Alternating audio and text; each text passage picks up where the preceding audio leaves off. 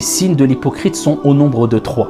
Donc il rappelle que ceux-là restent musulmans, restent croyants, mais ils ont des critères d'hypocrisie. Pourquoi il a appelé des critères d'hypocrite ou d'hypocrisie? Parce que l'hypocrite, c'est quelqu'un qui cache une vérité qui est en lui quelque part, qui est en lui cachée, mais il la cache, il ne veut pas la dévoiler.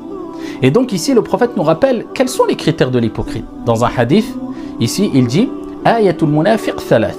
Donc les signes de l'hypocrite sont ici au nombre de 3. Il dit « Idha haddatha kadhab ». Donc à nous de nous poser la question, est-ce qu'on a des caractéristiques, des critères de l'hypocrite ou pas? « Idha haddatha kadhab ». Il dit quand il parle, il ment. Ça c'est le premier critère. Celui qui a l'habitude de parler et de mentir, il cache une vérité ou pas? Oui. C'est pour cela qu'il dit c'est un critère de l'hypocrite. « Idha haddatha kadhab ». Il dit « Wa idha wa'ada akhlaf ». « Idha wa'ada akhlaf ». Quand il promet, il donne sa parole, il trahit sa promesse. Il ne tient pas sa promesse. Idha wa'ada akhlaf wa idha tumina khan. Et lorsqu'on lui confie un dépôt, quelque chose, il trahit ce dépôt.